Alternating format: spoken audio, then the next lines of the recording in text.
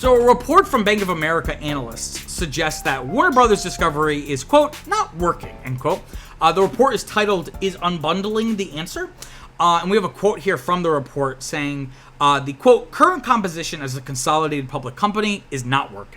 At current levels, we argue that exploring strategic alternatives such as asset sales, restructuring, and or mergers would create more shareholder value versus the status quo, end quote. So, for context, Warner Brothers Discovery is the result of merger and consolidation, right? So the Hollywood Reporter notes that it was born from a $43 billion spinoff of Warner Properties from AT&T to Discovery in 2022.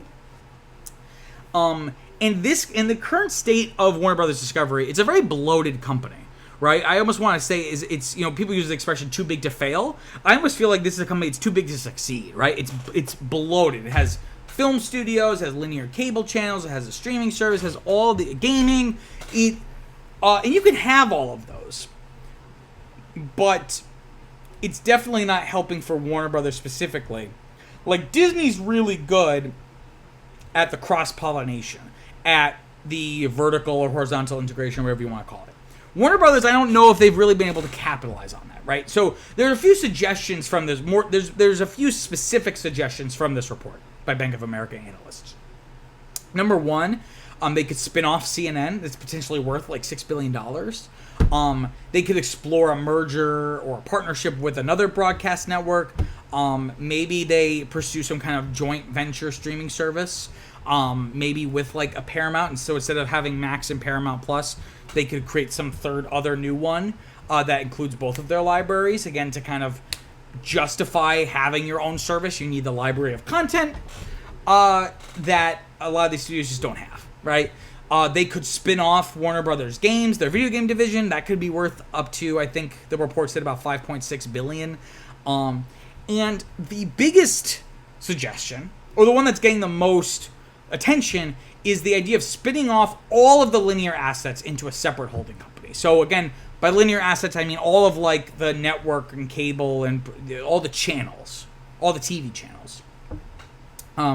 In the report, we have a quote here saying, quote, in this hypothetical scenario for potential restructuring, WBD, Warner Brothers Discovery, could spin off the DTC, direct-to-consumer, and studio assets to a new entity unburdened by the constraints of a high debt load, leaving the linear assets with a significant amount of debt on the remaining company, end quote. So the idea, the THR notes that essentially this other company would be saddled with about $40 billion of debt, right?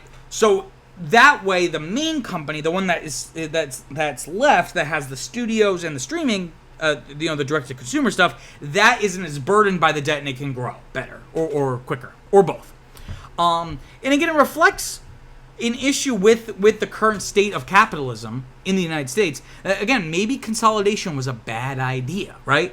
Being huge can be useful when the industry is strong, but it's disadvantageous in any other scenario. Right? And again, like I said, with Disney, they're really good at maximizing. It's like 1 + 1 = 3. Like, they have this asset, which is valuable. They have this asset that's valuable. And then they're able to maximize each asset because they're both under the same umbrella. Does CNN benefit from being in the same umbrella group as HBO? Probably not, right? Not particularly. There's talk that maybe they would just sell Warner Brothers Discovery wholesale. I don't think they would do that because, again, more consolidation wouldn't necessarily help, right? So I think the future of the entertainment industry are going to be smaller companies, but more partnerships, right? So a great example of this is the joint venture sports streaming service that's going to be launching Venue Sports, which is a collaboration between Disney and Warner Brothers and Fox. That's a great example, right? Because it's not that Disney and Warner Brothers and Fox are merging. It's that they are collaborating on this one thing. I think that's going to be the future, right? So you're going to have so instead of having companies working together because they're both owned by the same person, you're going to see more partnerships and collaboration, but then they are disconnected enough so that if something fails here, it doesn't bring down an entire, segment of the economy, right? And again, it seems like the stock market likes the idea of this report, the idea of splitting off the film and streaming efforts from linear assets, or rather, I say the reverse, spinning off the linear assets. And ultimately, David Zaslav, who's pictured here, is the CEO of Warner Brothers. He's notably very ruthless businessman in the terms of he'll just cancel films that are already completed, so that they can take a tax write-off. He is primarily motivated by money and his stock options and his bonuses, right? He's a product of the markets, right? He will do whatever he has to do to raise the stock price. So the market, the price going up slightly on the news of this, I think sends me a signal, at least, that Zaslav, may be considering this. He might be considering doing something like that, if it can help his bottom line.